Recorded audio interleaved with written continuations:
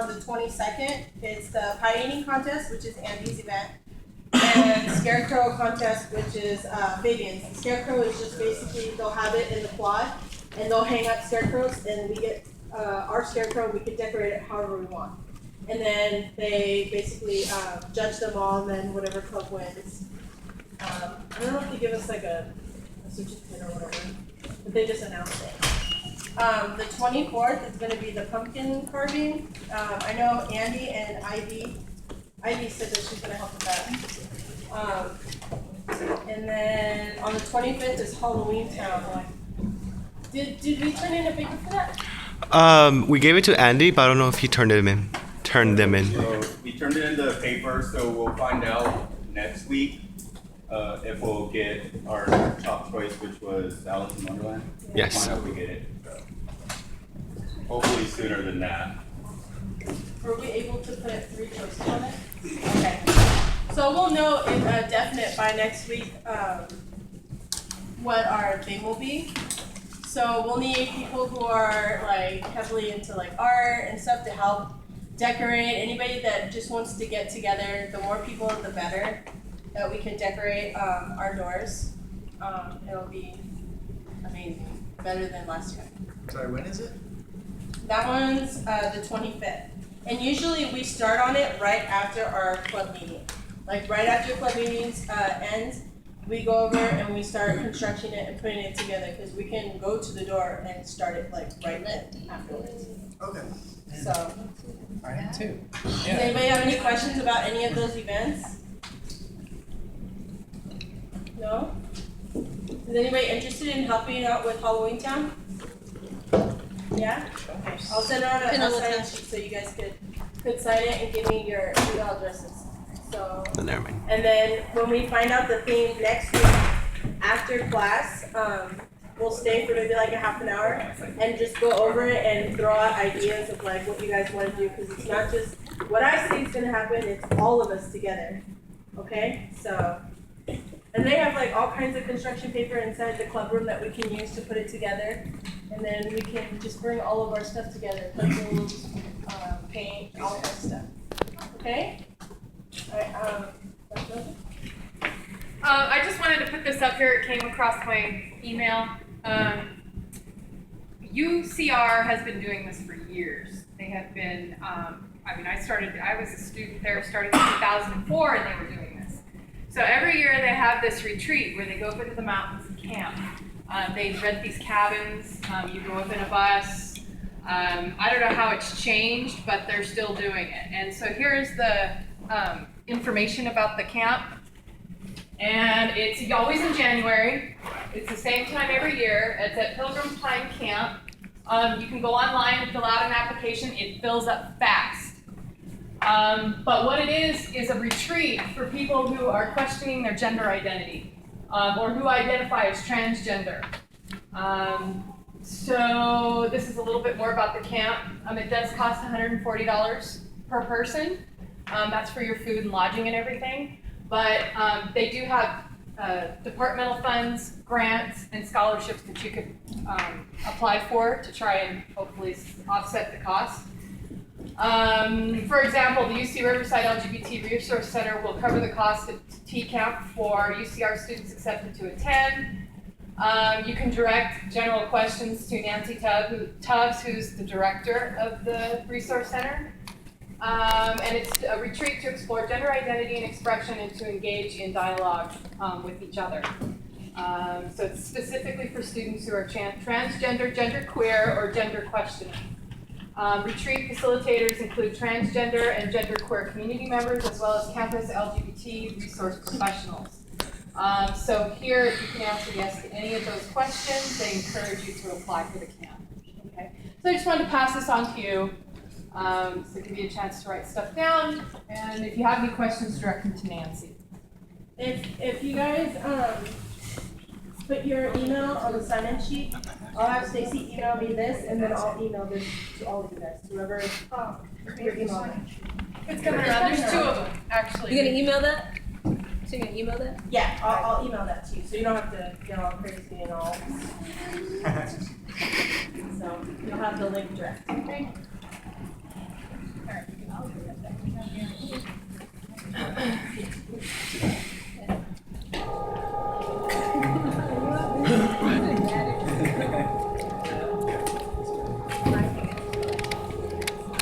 Alright, hey everyone. One Pride Alliance is presenting Thriller Halloween on October 26th from 6 to 10 p.m. Hosted at the Rocket Pizza Pub. It's a requested donation, but it's a really good thing to go to, meet people, dance, interact with others. So I have flyers if anyone wants them. Alright, and they're all over campus on the posted thingies too. No flag.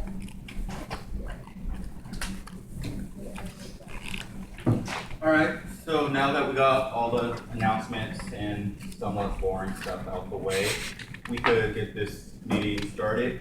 For today, what I figured that we're going to do, I want to make it somewhat more of a personal, intimate kind of meeting, which is why I had posted on Facebook to let people know, it was like last night, that if anyone had like any original poetry that they had that they would be willing to read, short stories or anything like that, even if you wanted to come up here and share like personal stories so that we could all get to know each other better to create a sense of community and whatnot. And so since I figured it was my since I figured it was my idea, I will start. Could you do a coming out story? Anything? Oh. Yeah, so anything like that, So I figured I'd start with like a personal story about myself growing up. Let's see, that for me, back in high school, it wasn't really like that popular. Not that many people really liked me.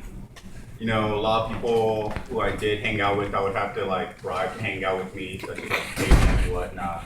So it's like I wasn't really the most liked person, and due to that, I ended up developing a lot of problems.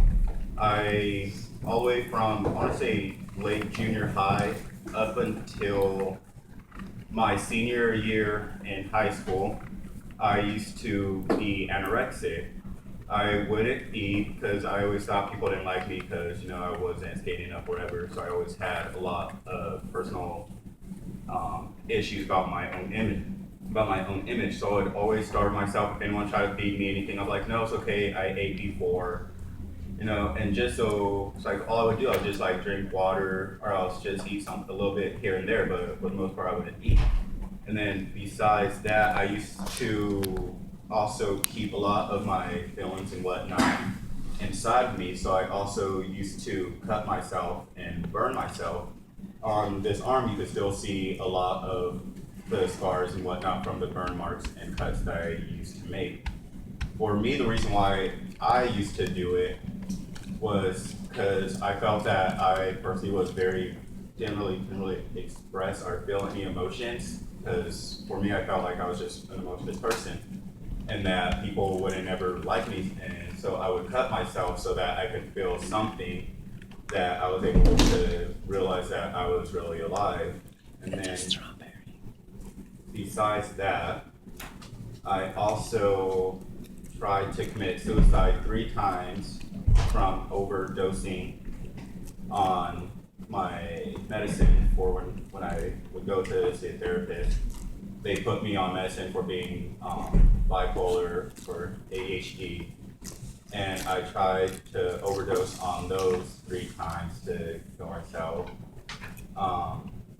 One time, if my mom didn't hear me stumbling around and running into stuff, it was when I was younger, probably beginning of junior high.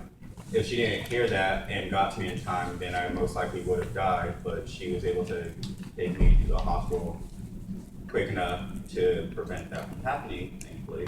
Because if I would have died, then obviously all you guys wouldn't have met me and realized how awesome I was when I your president. So I guess that's a blessing for all of you people, so it's okay. I don't know. Up to this point, I still do struggle with some insecurities about myself personally, because I know a lot of people have a hard time getting to know me. And when I try to talk to people, I tend to come off as very abrasive or mean. Even a few of my really close friends told me that when they first met me that they thought I hated them or that I was a bitch, and I was like, no, very bad at talking to people. I still have that little elementary school mentality. If I like someone or if I want to be friends with someone, I tend to be mean to them.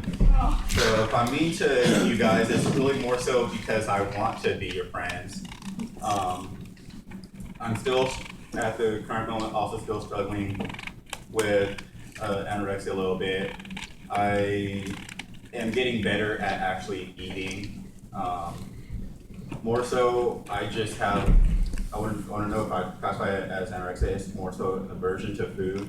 A lot of times when I smell food or if it's around me, it just makes me feel like throwing up, so I tend not to eat.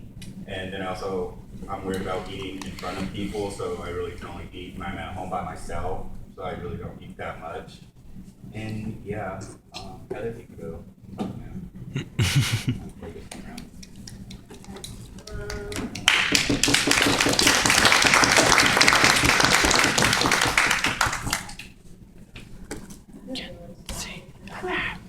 Start from the beginning.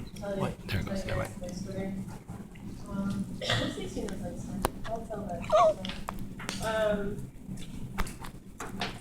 In my family, when I was younger, I'm the second child of 3 girls, and my older sister and me, we don't get along at all.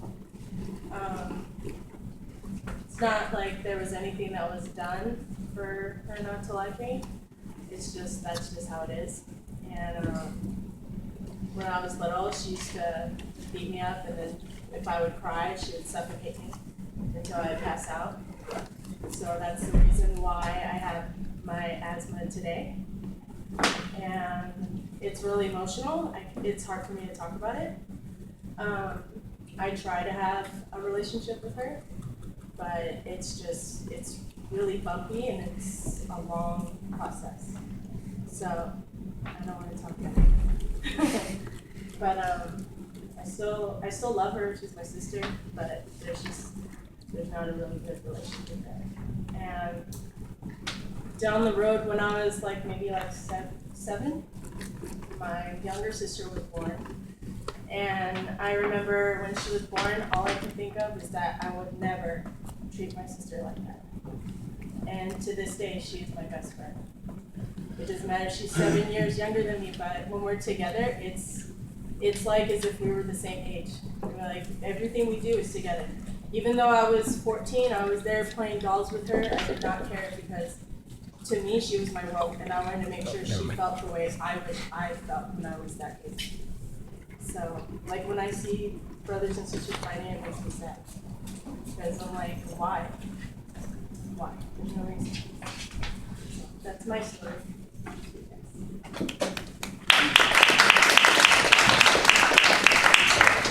So, does anyone else I see Danville there clicking through her books? I know she's trying to find something to read. Would anyone else like to come up, share a story, variant, or anything? And just so you know, anything that you guys do, in fact, say here will stay in here. Because if we can't trust each other with something as personal as this, that's was point, because that's what we're trying to do, is create that bond and trust, so that if we need to turn to someone when we're feeling down, then we will be able to. Sure. You could do it from there, or she could come up here, whatever you more comfortable for. I don't really know. Oh. People will be looking at me anyways. Hello. I'm Samantha. And as you know, I am the bi-gendered person in our little club thing.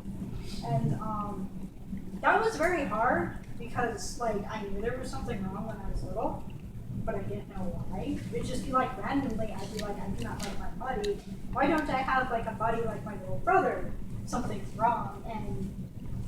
And then I found out that transsexuals were a thing, and that still didn't fit because I was always a guy.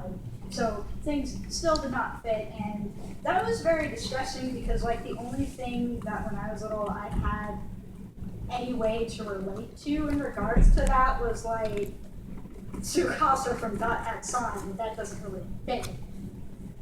And I find this very distressing. But I found out that bigender was a thing in high school. during my horrible depression. And I remember like telling my mother about it, and she's like, "Oh, well, that's pretty stupid. It's probably not a thing. You know, you're not that anyway." So that was very depressing. And then in high school, I also started to buy more men's clothing, and she found out, and she's like, "I'm going to burn all of your clothing and then force you to wear skirts all the time." So I ended up really hating my femininity like completely. Like I would not wear skirts in high school at all. I just would not. It horrified me. And I still had like no one to talk to. Like there was a GSA on the campus, but they never talked about transgender things at all. Like I tried to get them to talk about it or to like help me look things up, but they would not. And it was very frustrating. And even when I went to like a little camp, there still wasn't very much in regards to trans things happening.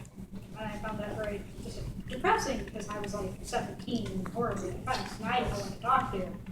So now I know like the 16-year-old trans girl, and she has like no one to talk to. So I don't know very much, unfortunately. I'm not very informed because again, I have no one to talk to.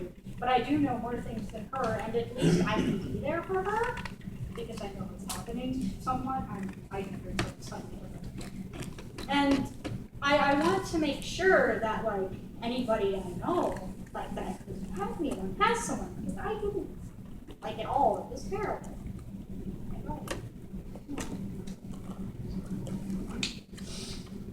But yeah, and that's why I'm like really horrified of like being out at all, because like my parents stuff like it also.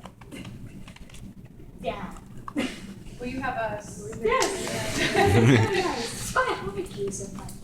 Because I can actually call myself Samuel and people won't look at me funny.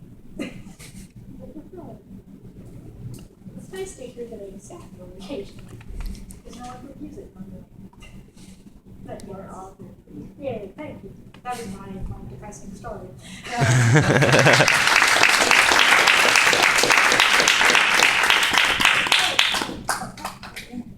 It's very courageous of you to get up and talk about it. Anybody else would like to go next?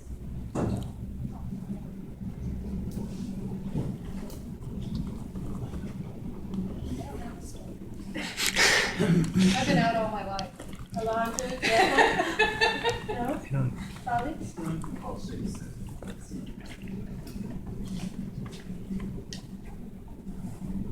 I was like, what? Baby and Marco?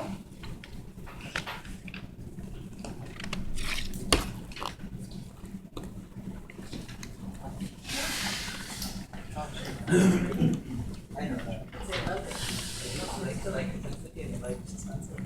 Hi, mine's better. Oh, okay, okay. Anyways, hi, my name is Fabian, and all of you knows me as a GSA treasurer. And my backstory is when I first came out. When I first came out, I think it was 2 years ago, and during high school, I lived a very lonely life in a way. I had lots of friends, lots and lots of friends out there, but for me, it was more like I was too oblivious to that, and so I always believed that was, and so that feeling of loneliness was still in me when I told my dad. So 2 years ago, I was in a relationship with someone, and my dad constantly kept asking me, like he had moments where in the car, he goes and asks me like dreaded question, "Are you gay?" And me, like, I didn't know what to say. I'm like, "No, Dad, I'm not. I'm lying to him these days." He kept insisting, "Are you gay? Are you gay?" Like for some reason, he's like that. He wants to know the truth, but doesn't want to know the truth. So like, a couple times he did that, and then finally he confronted me in the kitchen, where I was just taking his hand or something, and he blocked my path. I could not go out. And then he asked me that question again, "Are you gay?" And I didn't know what to do again. So I just said, "F it, you know what, it's time. I don't care how my dad reacts, I don't care. I already know how people have come through. I've seen some stories how they came through and, they get disowned or they get they're like, oh, I accept you or something like that, or something along those lines. When I told him, yeah, Dad, I'm gay, he couldn't believe it. He couldn't believe it at all. And he's like, yeah, you're not gay. No, I can't believe it. No. It's like, Dad, you asked me. I'm telling the truth now. I am gay. You've been asking me all those times, and I'm telling the truth. Yes, I am. So he starts trembling, super bad, and he goes to the living room and starts sitting down. It's like, Dad, I'm sorry, but this is who I am. I'm sorry. He tells me something I've never expected any adult parent would say. He says to me in Spanish, so I'll say in English, Fabian, you've ruined your life. You've ruined my life. I'm going to kill myself because of who you are. And just from those words, I've never expected anyone to say that, especially since he always tells me, I love you, I love you, I love you. And for him to say that just broke my heart. From then on, I ran away for a weekend with a really good friend of mine. And then he helped me to understand how my dad is. And after that, after coming out, actually, it became such a relief. The burdens are gone now. My dad and I are very, very supportive and strong with each other, even though my dad and my mom don't, I see it, like they don't accept me, we don't talk about it in the house, but they love me, no matter what. So I'm like, as long as I have that, I'm perfectly fine. That's my coming out story. I would like to share a poem as well. Recently, it's a recent story. It's called Mind, Soul, and Heart. I was really, really upset when I wrote this poem.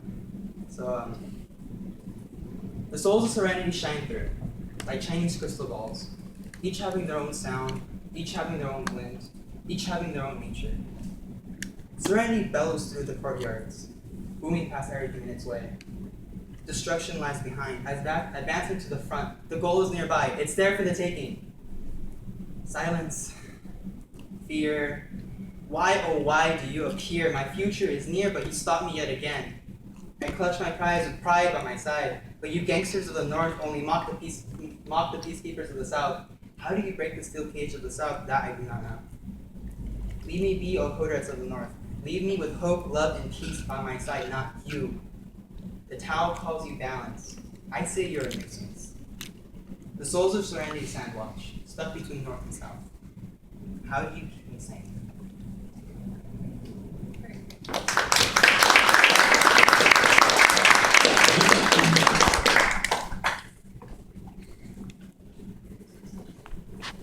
Alright, so for those of you who just walked in, we're currently sharing either a personal story of your own, could be something that happened to you that made you stronger while growing up, a coming out story, or if you have an original poem that you've written, or a short story that you'd like to share with everyone, or it could just be like your favorite poem that you really connect with.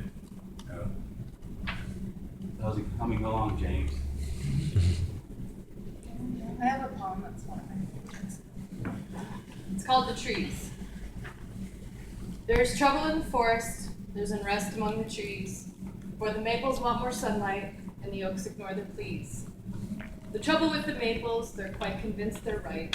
They think the oaks are just too lofty, and they grab up all the light. The oaks, they can't help it, because they like the way they're made, and they can't understand why the maples can't be happy in their shade. There's unrest in the forest, and the creatures have all fled. The maples scream oppression while the oaks just shake their head. For there's more oak oppression, because they pass a noble law. The trees are all cut equal by hatchet, axe, and saw.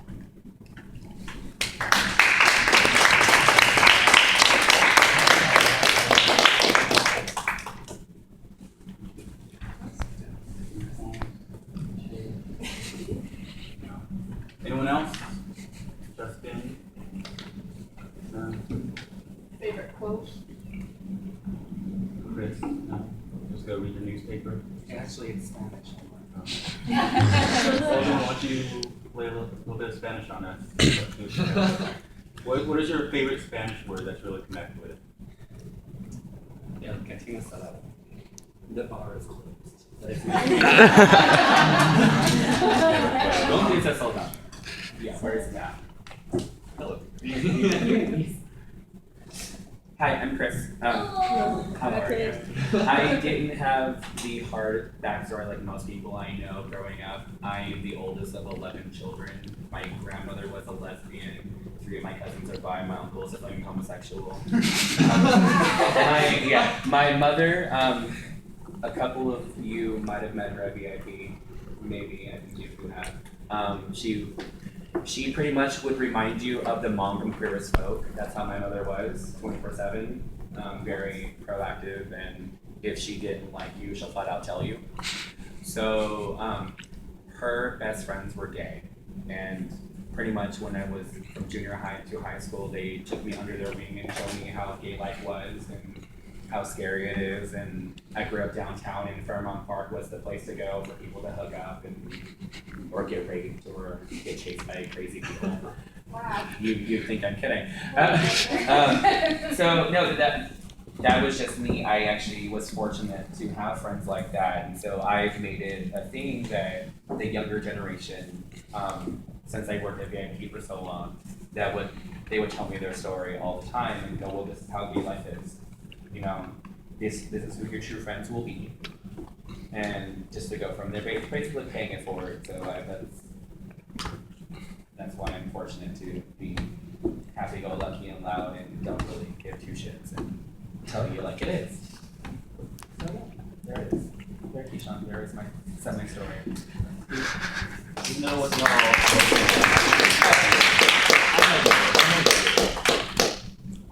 anyone else? Come on, people, don't be shy. We're not gonna boo you off the stage or Just Keyshawn. throw. I'm just kidding. You know what to do. Well, I guess I could. You ready, James? I guess so, yeah. Alright. This is. I didn't actually bring this book and then because I saw your message because I didn't. It would just make it happen. I just thought of it. The only problem with my book is all of these are unfinished. They're just ideas.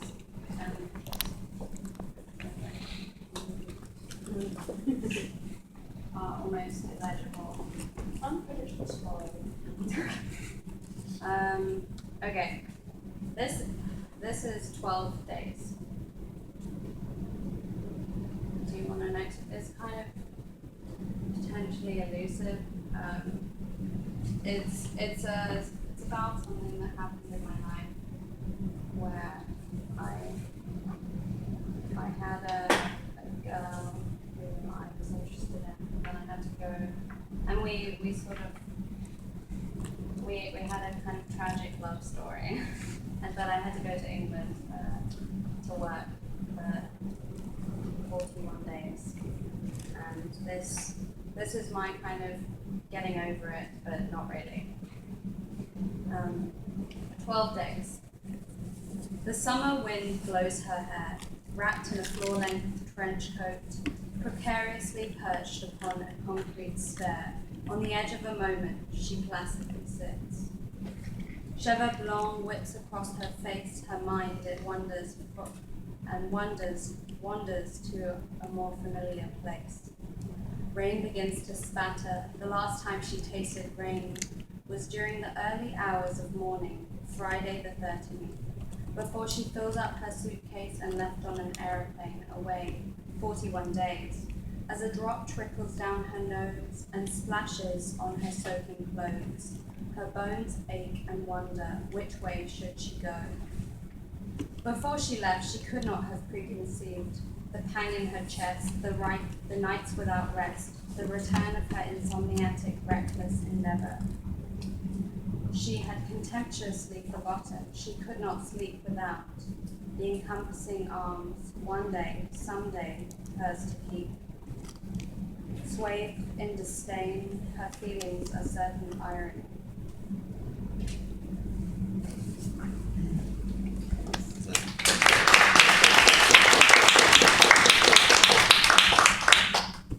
I have one more. Sure. This is untitled, but yes. I think I wrote it last week. Arise with the sun, skin kissed by foreboding afternoon, having missed sly morning, lost in decadent slumber. After dawn slipping, sinking, a moment to rest, heavy lids, a nod beyond, and suddenly immersed.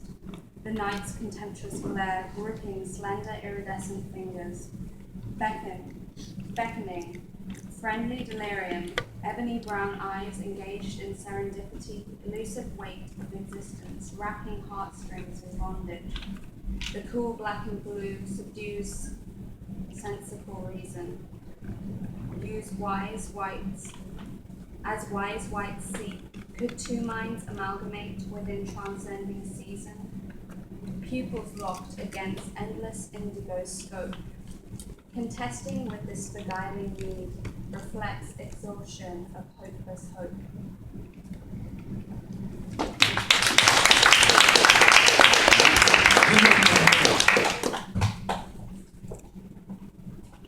So, no one else wants to come up here? No? Okay. Oh, you guys are so shy. Okay. Take the longer. Like, I don't mean to like rain on you guys' stomach, but those poems were very nice, but they were very freaking depressing. So, well, backstory, I guess. I wrote this poem junior year, so oh my god, I was like 5 years ago. I'm so old. I'm so Anyway, this is probably the last poem I ever like took the time to write. I'm just like jotting down, but this is like last full complete one. So we'll see what you guys think. The very first time I saw you was special how we met. You took me by complete surprise, somehow my mind was set. As days flew by, we talked again. I was a little scared. You tried your best to draw my eye, and soon I'd start to stare. Although I made a slow approach, our friendship grew and grew. I realized just how much I cared, but the feeling I felt was new. From you I read deep letters and poems, you were on my mind all day. The thought of peace was nowhere near unless we were okay. The minutes without you turned to days, and the seconds with you flew fast. I could only wish to see you more, make each moment last. With you I'd live a whole new life, you'd bring out a new true me. It's hard to picture you not there to teach me who to be. So now my friend, I'll take your hand to walk these halls with pride. We will not show an ounce of fear, for love is on our side.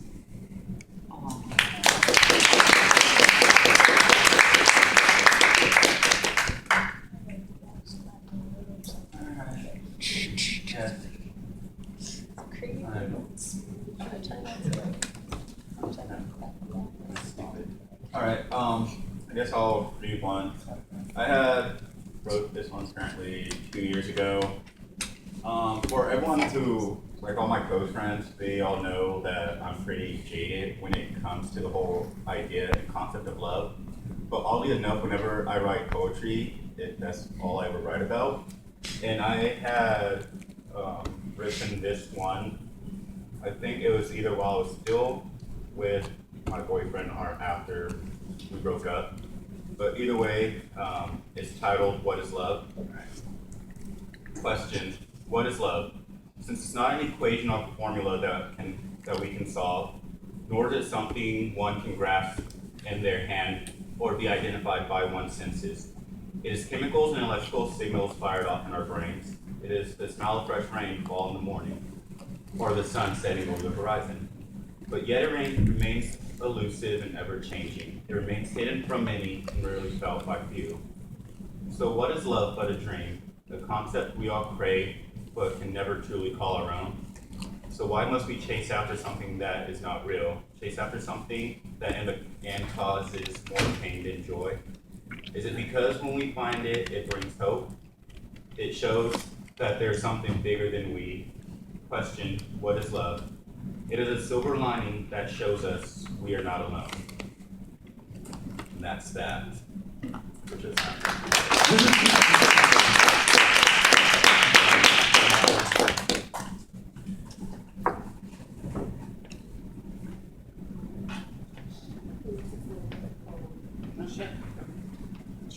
If you guys know of something that you want to pull up, you could also pull it up too. Look at the computer.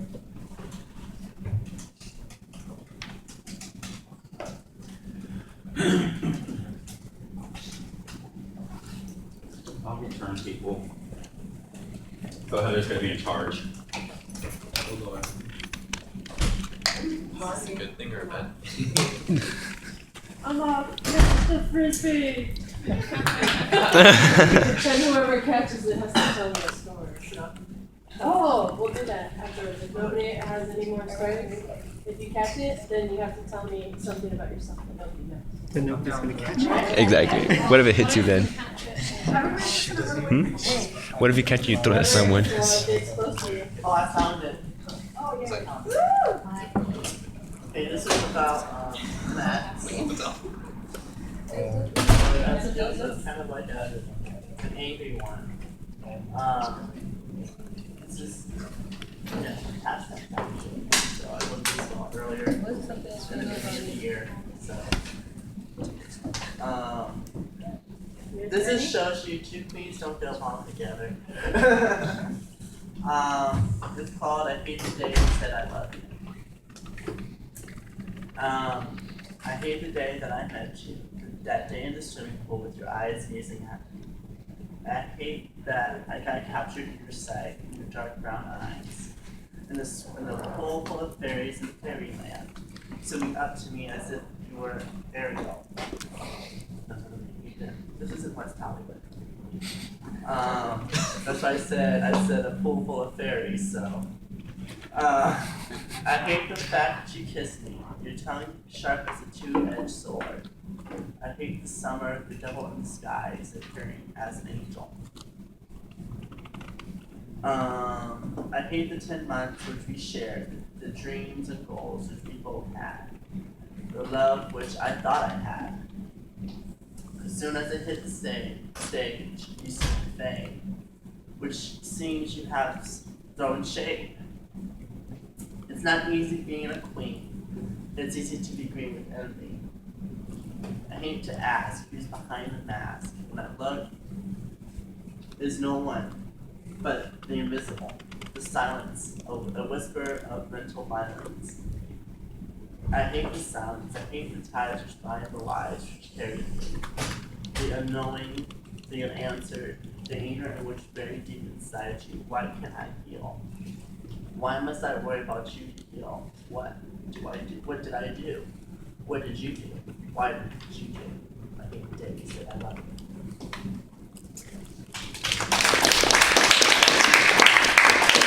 So yeah, that was a whole thing. I was supported through a whole time. This was like kind of funny how it happened. You know, it's kind of sucky how we broke up, but we were both drag queens. He had a few months, I was just beginning. And he supported me out there the whole way.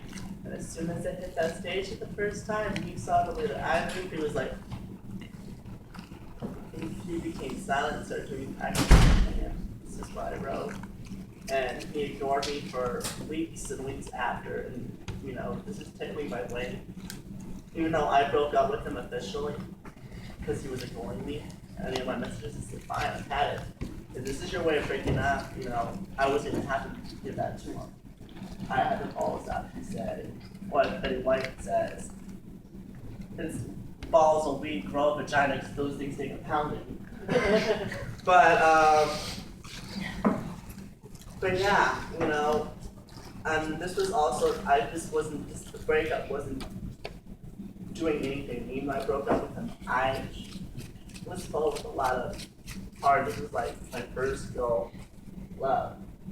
You know, I never loved so much as I loved him, and the fact that he did that to me hurt me. So there's this like they come to find out later on he was a sociopath. And yeah, that was fun. That's my Solomon, the short story.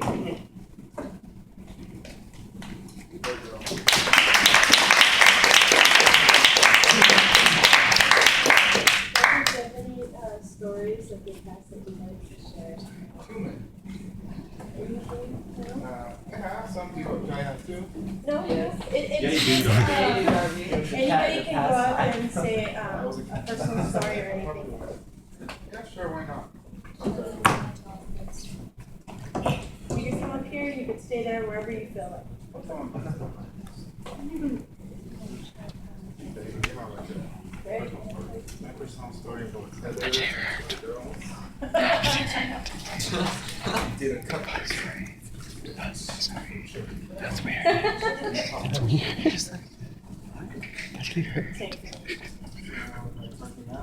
Yeah, you can do whatever you want. I'm just looking up a poem from April. My little sister. It's horror. That's my little sister's name. Go ahead. Middle name is Rafi. Anyways, hi, my name is Darby. Some of you may know me. Some of you probably not. I see a lot of your faces. Oh, hey girl, how you doing? You're doing with the wave. I love seeing it. My personal story, I was once president of the GSA Alliance, or now Gender Sexuality Awareness Club, so you're welcome. I helped in us becoming that. Not sound like a food bitch. So that's my personal story. I have a lot of attachment to this club. I come back, I was having sickness, I had to get out of school for a while, and now everything's better, so I'm getting it. Coming back, I'd like to see a lot of all of you guys get involved, because I was very much about the community. I very much love getting to know all of my members, because I just love it. I love just getting to know all the team members out here. Whether you like it or not, we are family. And I can see all of you here. I see a lot of diversity, and I love it. I live for it. I know, I've right here at Outfest, I've gone here, and as much as I love it, I hate it, because I see that even then it's a lot of exclusivity. And as exclusive as this may be, I feel like we as the queer community need to be just exclusive to anybody, because we don't know what anybody's going through. And I've been through all kinds of shit. Molestation, victim blaming, what else? Having to come out, oh god, girl. Thank you, Pope. Because the fucking Pope came out and said gays are okay, my parents are gonna be fucking 5 years. So it's just one of those things. It takes time, I understand. You have to work at it. We have to work at it. It sucks that we live in a society that makes us work at it. I mean, why can't we just be? Okay, you're gay, okay, you much ass, whatever, I don't care. Unless you're trying to get at me, then stop. But, yeah, my personal story is just, I'm about the community. We are one family, like I said. Without unity, you can't spell community. And I really hope to see a lot of you guys at our events. I'm also the One Pride Alliance volunteer coordinator. And not that I'm trying to make a plug for them, I'm just like, we do need volunteers, FYI. And I know some of you need volunteer hours, so we can work. But I do want to have us work together so we can have our events, so we can fundraise for you guys. I mean, we have a lot of fundraisers that are coming up that we don't know where that money's going to go to, because there's going to be it's just, I like to donate to you guys, I like to help everybody out. So I'm pretty sure some of you, I did a lot of my growing from going to the Queer Color Conference, going to the Western Regional LGBTQIA Conference. UCR is going to have 2 conferences that are queer related. One is African Americans or Black or Black. They worded it weird. And then the other one is for all. It's more all inclusive, and it has to do with Asian and managers for people of color. So, real cool conference is coming up, and if it costs you guys any money, we'd like to help fundraise for it. I'm gonna say, because that's where you do a lot of ground. That's where you get to see and know where all your people are at. You get to meet somebody from like Berkeley or somebody from, I don't know, Montana, because they don't have anything in Montana. It's as close as it gets. And you get to be like, oh, I actually have it pretty good over here. God, I don't live in Montana. So it's a never going fight. And that's my personal story. We're just always going to be going at it. Thank you, Gabby. I have a poem to share, but I need the thing to come down.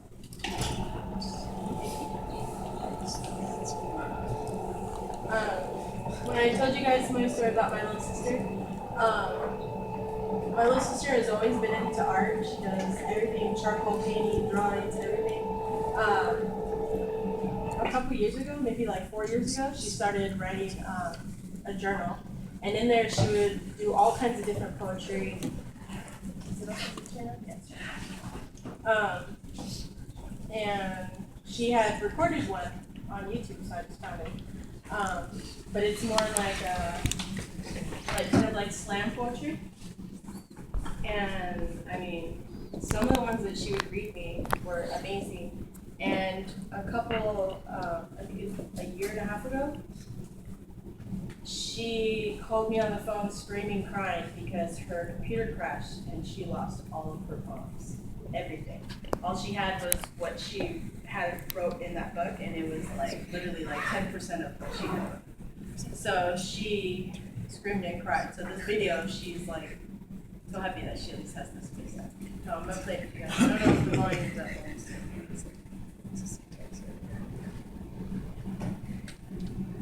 No, it's not.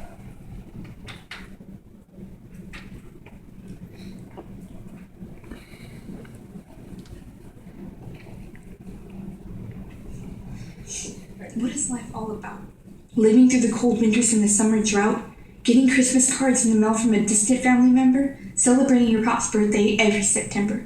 I'm sitting against the gate after a stressful fight to the death. Everything seems to be getting into one big piled up mess. Why isn't that God made me this way, yet I'm everything against his word? I want to fly away. Please, if you're out there, make me into a bird. A bird to soar through the bright blue sky. Listen to what I have to say, come on, give it a try. But I'm closed off, stuck into a hole, looked upon as if I'm a dirty, evil troll. I'm tired of this, sick from the tears that run salty down my cheek. The smell of the thoughts of many, and oh, how they reek. Staring into the sky, seeing how deep it goes, the distance runs forever. Endless space to hold every word that no one will care to remember. The fine lines between the strips of wood holding our shed together. Soft as wind swimming through the air of leaves that sing forever. Dried out expressions on our pets' faces as they sit in the evening humid air. The sound of animals near and far like birds chirping without a single care. Running my hand against the rusty tools as I ponder deep in thought. Skipping stones to memories that I hold so closely and rot. Rot to the core, for I'm a bad apple, bruised and all. Jump, far from the sound of eyes staring at me as I fall. Fall into an unheavenly room of bright lights. Why do I need to fight for my rights? Why can't I at least remember what I simply ate for dinner last week? Yet things that I wish to forget never seem to leak. The feeling of sickness that I so do not want to express seem to counterfeit everything that I address. I want to be normal and show the world that I fit in. Show my grandparents I'm one to look up to. I'm one to let them grin. Why can't I at least tell them what I'm about and how I can be a leader of tomorrow? Leave your heart in my hands for a night to borrow. Follow my thoughts for 1 second like I did to you when you upbring me in all my life. Why am I a girl that wants nothing more than a family and wife?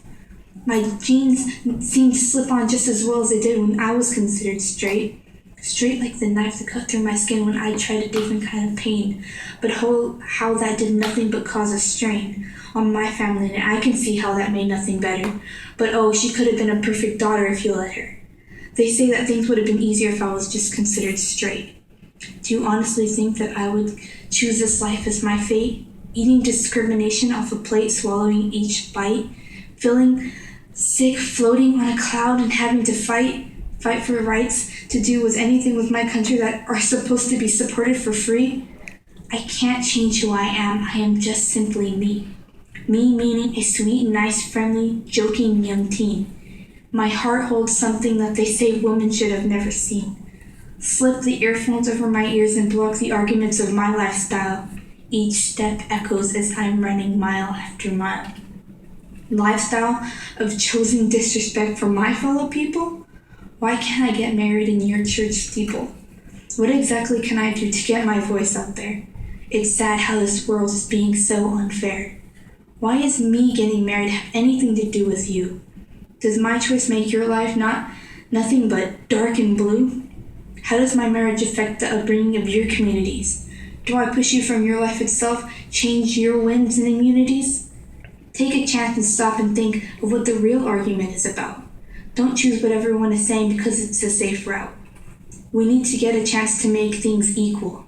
Don't want my life to be a sad, ongoing sequel. Life should shade everyone with equality and make that Americans claim to give all. Come on, America, land of the free, this is your call. Freedom of speech is important to me, but why do I have to use it to scream that I want to be free? Free from the chains that hold down the list of things that I cannot do. It's sad how many people don't even have a clue on what to do, and they just follow what they hear. Make your opinion judging upon what shouldn't be a fear.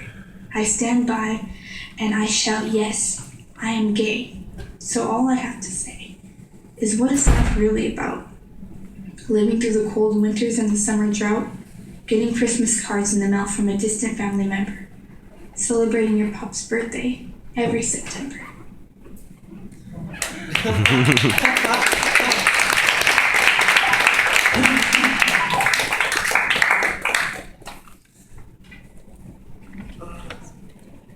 Right, people. I have a question. Yeah. How do you feel listening to your sister recount? I love it. When I moved up north, I moved to San Jose, is when she first started playing with her webcams. She loves filming. And the first time I saw it, I was so happy because when I moved, we had like a huge 3-hour Fry Fest. Like, yeah, I can see you, you know? And she was mad at me because I was moving more towards San Francisco. So she was pissed. And the first time I saw her on webcam, I cried. We cried on the webcam. And that's when she first started reading me some poetry that she read, and I was so amazed. I'm proud of everything she does. I think it's like the most amazing thing ever. I'm like, oh my God, look what she did. She drew a cat. I'm like, look what she did. It's amazing. You know, like, I'll do everything in my power to make sure my little sister succeeds at life. So she's my everything. I treat her like she's my daughter. I'm all, oh my God, look at it! Like I did it. She did it because of me. So yeah. Alright, hold on. Okay. You have a question? I was just wondering if she keep a backup of all her accounts. Yeah, now she does.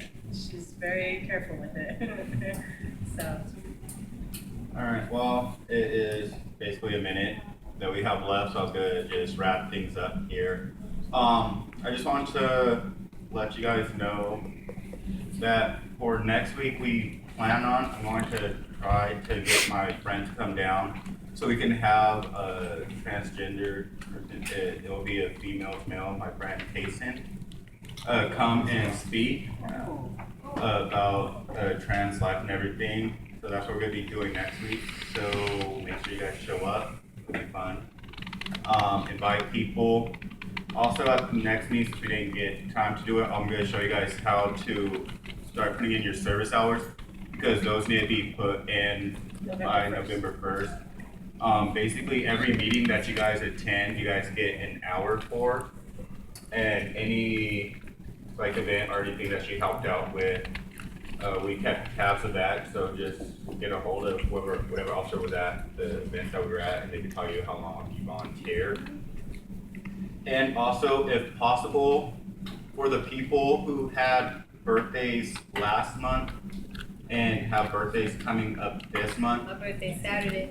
could you guys please post it on Facebook for me to know, because we decided we're going to do a giant birthday celebration for all members. All October birthdays. Yeah, for the September, October birthdays, we're gonna have a celebration on the 17th.